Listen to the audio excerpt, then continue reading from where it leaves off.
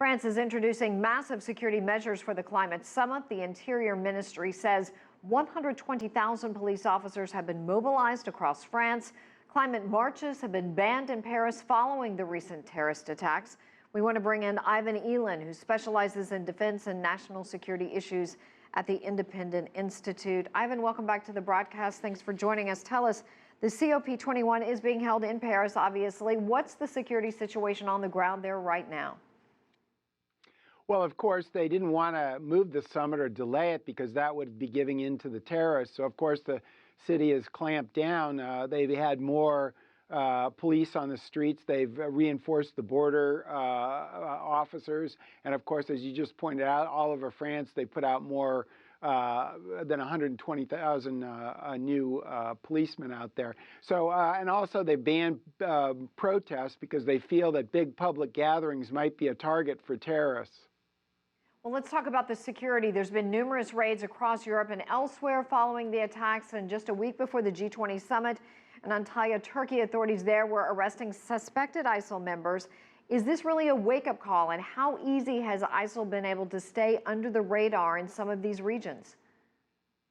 Well, I think in Europe particularly has a problem. I'm not so sure the threat should be exaggerated outside that, because Europe is fairly close to Iraq and Syria through Turkey, as you mentioned, et cetera. And I think that certainly these low-tech attacks with just assault rifles and suicide weapons could be a problem. And I think they're going to be a problem as long as the Western powers are in, and also the Russians are in Syria and Iraq.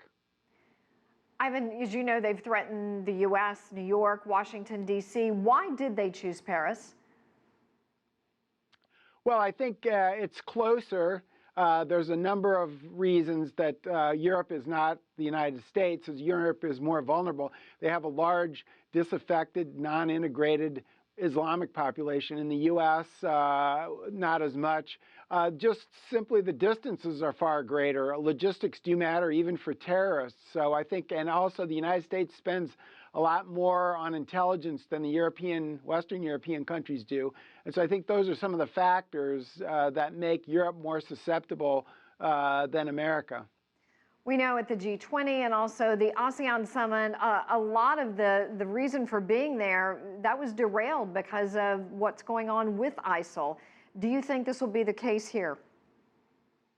Well, in May, I think that they'll probably make an effort to, get some sort of an agreement just to show that they can, weather the storm and that terrorists are not going to,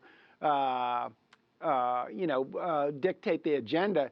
But I think it does distract, but I think we need to put this in perspective. I think people should go on with their lives, and certainly you need security, particularly in Europe, but you can't be paralyzed. Terrorism is still a very rare event, and the more publicity you give terrorists, and the Paris attacks have had a ton of it, the more you're helping the terrorists unwittingly. So I think it's better to go on about our business, whatever we're doing, whether it's at an environmental summit or something else, and take precautions, but not give in to the terrorists, because that's what they really want.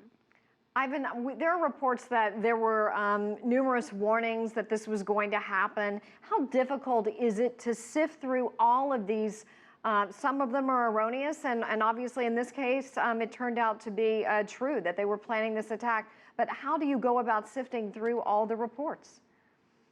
Well, in free societies like France, United States, Germany, Great Britain, et cetera, there are many soft targets that you can hit. You can't protect everything. So I say there's really no choice. There's no trade-off between security and liberty if you have a more restrained foreign policy overseas. And I think the United States and the West, in particular former colonial powers like Britain and France, and also the United States, we need to ask whether we need to intervene in certain places or if we could just let the locals or regional troops handle it. And I think this is a case where we probably should let the Turks do more than they're doing, and they're not doing more against ISIL in Syria and Iraq simply because the United States and France and other countries are doing more. So less is more. I think the United States should probably have a lighter footprint there. Ivan Eland, thank you so much, joining us live from Fort Lauderdale, Florida.